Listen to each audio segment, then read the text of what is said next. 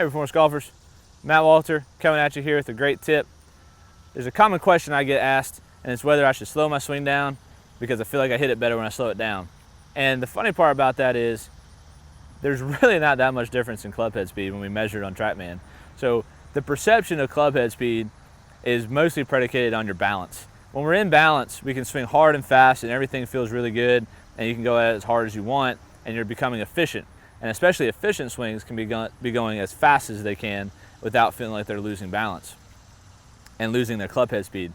And so when people come into my bay or into my teaching studio and they ask, hey, I feel like I hit it better when I slow down, and it's like, well, really, you're off balance. And when you're off balance, the club head speed that you're swinging with starts to feel like you're out of control.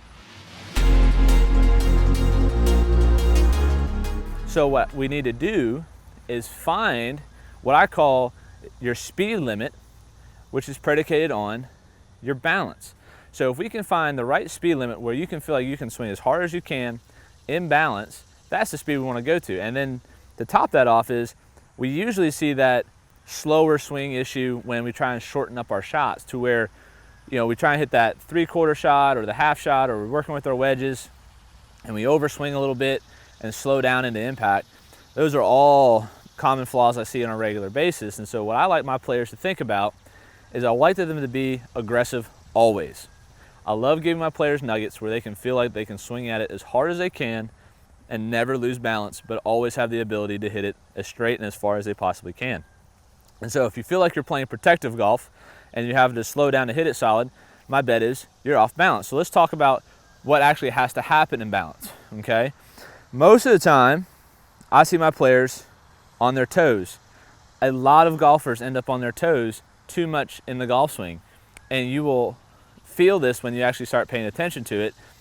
But behind that is we want to be on the balls of our feet to be athletic, one, but there's a right time and place to be on the ball of our foot and moving off of our ball of our foot.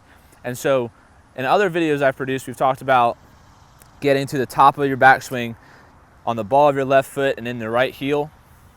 And then you get to impact, you want to be in your left heel and the ball of your right foot. And so I glanced over that real quick, but the premise of it is it should be alternating. So if we're working on our balance, our lead leg and our back leg, they should be opposite. So if my left toe's down, my right heel should be down. And if my left heel's down, my right toe should be down. So that makes sense. Now we need to find a way to do that in motion.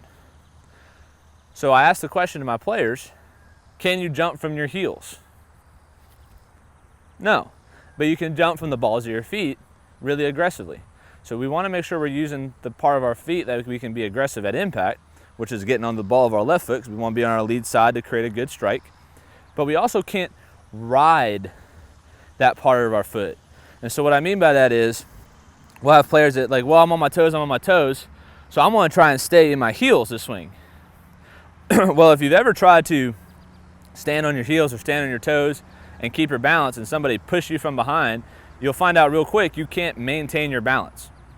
So what I mean by that is you can't just pick your toes up and try and swing from your heels, because there's no way to stay in balance.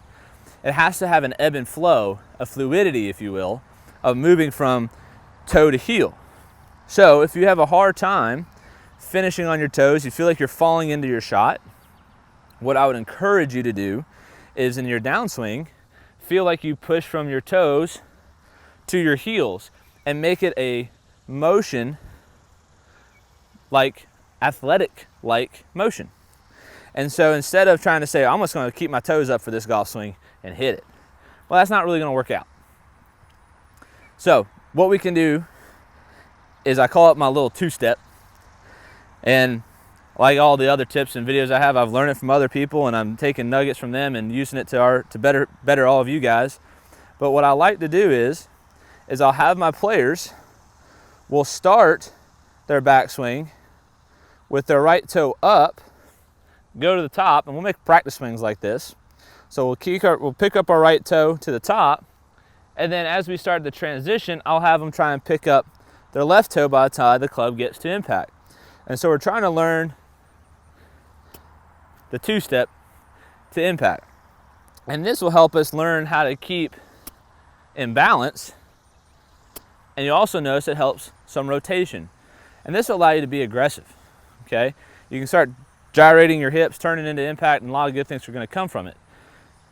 So the other part of this equation is your swing plane will also influence your balance.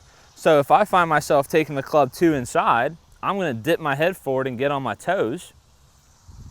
And then from there, if I'm here, the next move I have to make is if I don't pick my head up, I want to bury that club in the ground. So then I have to go from here to there, and that's going to be causing some off balance issues. But then also, if I pick that club straight up, I'm going to find myself going to the heels. So now, if the club goes too far up, I'm going to have to find a way to get back down, and I'm going to be on my toes. And now you have your tomahawk move, right? So your plane will also influence your ability to stay in balance. So if you're having a hard time struggling with the two-step, then more than likely you're struggling with your plane as well. And I would take a look at that and see where your plane is, okay? So to kind of put this into a wedge equation, we have less than a full swing wedge in front of me here. And this is where I see a lot of players lose that feeling of aggressiveness. They want to slow down into impact. The problem with this is you lose spin. So what I would encourage everybody to do is find the smallest swing you can make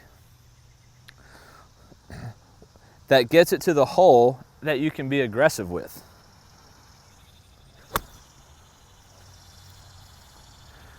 Once you find that size swing that can get there and you can punt that golf ball or that club head into the golf ball, you can now be aggressive with all your shots, and that's what we want to have going into the golf ball. We want to stay aggressive. We want to find the speed limit. That's our balance. Do the two-step.